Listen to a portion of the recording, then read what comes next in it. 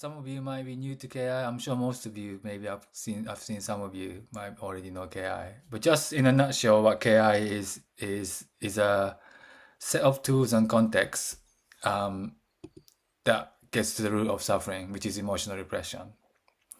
And how we get to it? Well, simply we ask the body. So it's a kind of somatic inquiry work, So you ask the body by inquiring into ourselves and working on the contractions and stuff like that to get to beyond the stories and identity of who we are, basically, because it's so easy to be stuck of what happened to us. And we can keep working on that. It can kind of feel like you're getting somewhere, and then you go, or you go horizontally working on the stories and identity. It's really juicy, but you must get to what is it that you really want to avoid. And that's not story, that's emotions, that's who you are, basically. And we made these kind of decisions, or because of what we went through as we were growing up, through many different things, as the way we were brought up, I guess, and the situations. We chose certain emotions that we don't want to feel and express, and that's really scary. And we move like we've forgotten about it, or that's my personality. So you can't really separate trauma from personalities, really. You you have to kind of bring everything to the table in some ways, really, if you want to get to it. But don't let me scare you. It's just, you start to see, you can't just not see one part of yourself. It's to connect to the root of who you are, really, to a point. But that's the level that we work at. So if it feels like you have to look at 1,000, 10,000 things that I have problems with, you only need to get to one or two or whatever, to the fear of feeling and expressing emotions. So that's the nutshell of KI. And yeah, so we asked the body.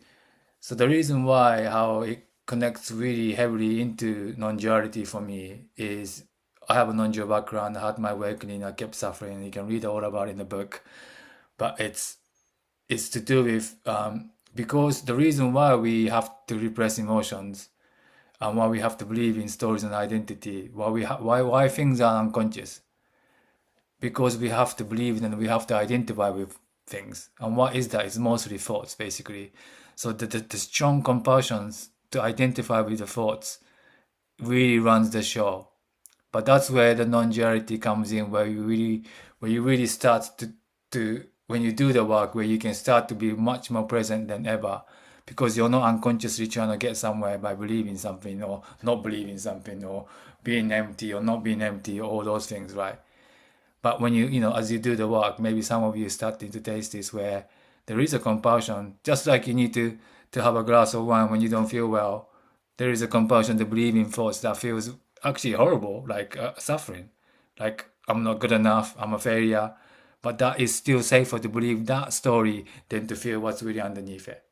So that movement is running, and every time we believe the thoughts, you get your needs met by being, I'm safe from my emotions, or I get love from my mom, or whatever. So those things are running.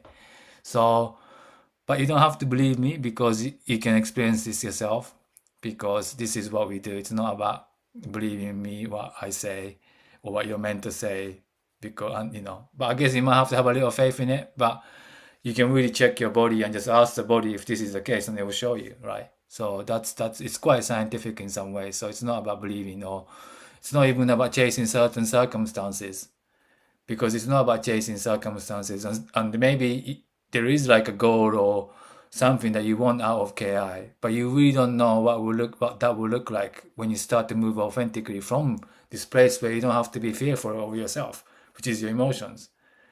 But the goal you have, or the circumstances you want, maybe that could be a pain relief or whatever, and that's okay, that might be the case, comes from your repression, you see. So it thinks that's safer than feeling something. So, it might not change, but it might change. So you start to surprise yourself in some way when you start to move authentically in the way that you really want to move, basically, or the consciousness wants to move, if you want to see it that way. So you can really be at the way, meaning the separate self can be seen much more clearly in the way that it needs to. And not to make an enemy, and people, I will go as far as saying, I used to say it's an illusion. Yes, you can see it as an illusion, meaning it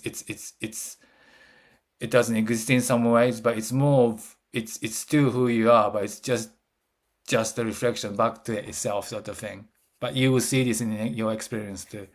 And I want to guide people into that, as we go deeper into KI and as we go deeper into ourselves, into our consciousness, by creating contractions so the consciousness can really start to descend, drop into the body, and the darkest part of you, meaning all the parts you really don't want to feel.